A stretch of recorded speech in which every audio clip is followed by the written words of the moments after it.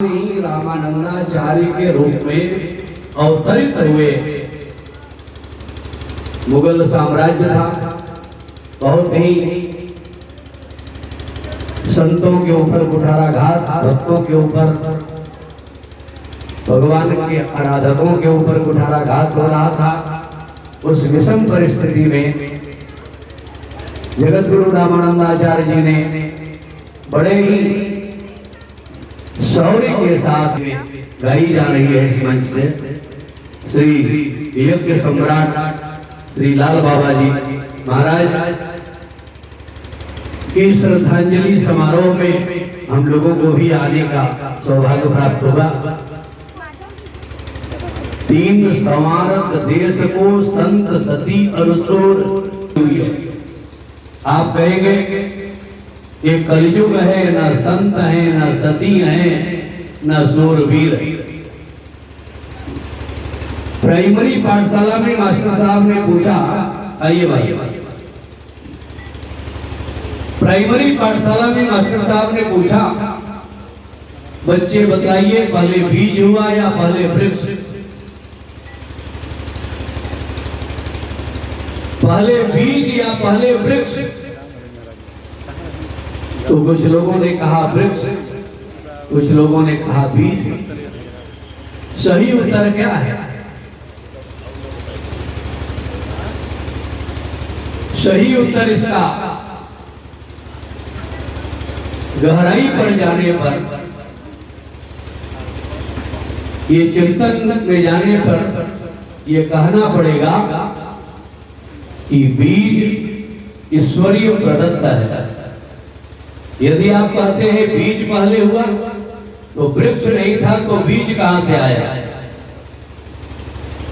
और बीज नहीं था तो वृक्ष कहां से आया, और वृक्ष नहीं था तो बीज कहां से आया? वही बीज जो है वो ईश्वरीय तत्व, ईश्वर अंश, जीव, अविनाशी, चेतन, अमल, सहज, सुख राशि है। वो आत्मा कभी मरती नहीं, आत्मा कटती नहीं, पिटती नहीं, छटती नहीं, जलती नहीं, सूखती नहीं। वो आत्मा सत्य चित्त आनंद कंद है। गीता में अर्जुन से लीला पुरुषोत्तम भगवान श्री कृष्ण ने कहा, हे अर्जुन, जिनको तुम तीक्ष्ण बाणों से मारकर समाप्त कर देना चाहते हो, वो आत्मा कभी मरती नहीं। तेरे तीक्ष्ण बाणों से वो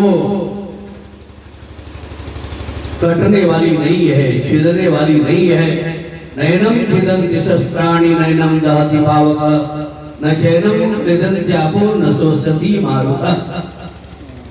वो आत्मा सत्य चित्त आनंद गंध है। इसलिए हमारे बीच में शरीर से श्री पूज्य लाल बाबा नहीं है, लेकिन आत्मा से अभी भी हम लोगों के बीच में है। उनकी अमर कीर्ति, उनकी स्मृति का चिंतन जो हम लोग कर रहे हैं, वही उनकी अमरत्व है। व्यक्ति का व्यक्तित्व और कर्तव्य ही अमर होता है, शरीर तो नश्वर है। जैसे जीर्ण शीर्ण हो जाने पर, पुराना हो जाने पर ये वस्त्र हम लोग त्याग देते हैं, नवीन वस्त्र धारण करते हैं। उसी प्रकार से ये शरीर भी जर्जर हो जाने पर, शिथिल हो जाने पर आत्मा दूसरी शरीर में प्रवेश कर जाती है, और आत्मा को स्वतः जो है ये शरीर भस्मीभूतश्च देहस्य, भस्म में पंच तत्व में कहते हैं हम लोग, पंच तत्व में विलीन हो गया। आत्मा कभी मरती नहीं है और शरीर नश्वर है।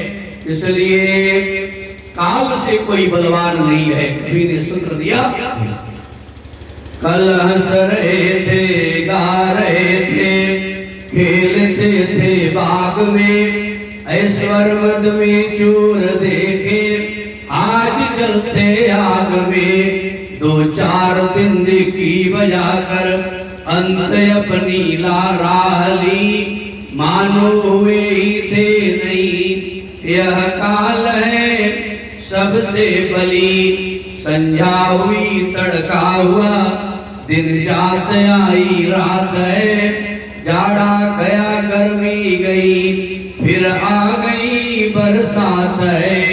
जन्मी बड़ी बूढ़ी हुई, फिर देह मरघट में जली, जल कर पुनः भस्मी हुई। यह काल है सबसे बली, काल से कोई बलवान नहीं है। इसलिए काल यानी समय, समय सबसे बलवान है, पुरुष बली नहीं होता है, समय होत बलवान। इसलिए संत सदैव संतों का परचम लहरा है।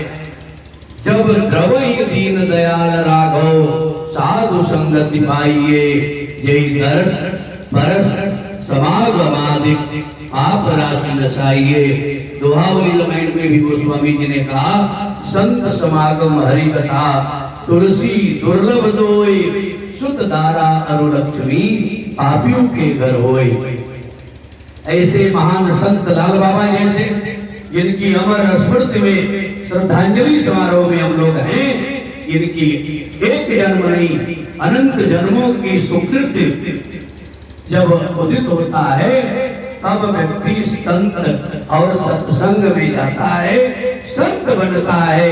एक जन्म का प्रयास नहीं, भागवतकार कहते हैं, भाग्योदयेन बहुजन्म समर्जितेन, सत्संगमं च लभते पुरुषो यदा वै, अज्ञान कृतिमोह मदान्धकार, नासं विदाय ततोदयते विवेकः। इसी का प्रतिपादन गोस्वामी जी ने कर दिया। जब द्रवई दीन दयाल राघव, साधु संगति पाइए, यही दर्श परस समागमादिके, पाप राशि नसाइए। तो सत्संग और संतों की गरिमा महिमा की जितनी चर्चा और जितनी व्याख्या किया जाए उतना कम है।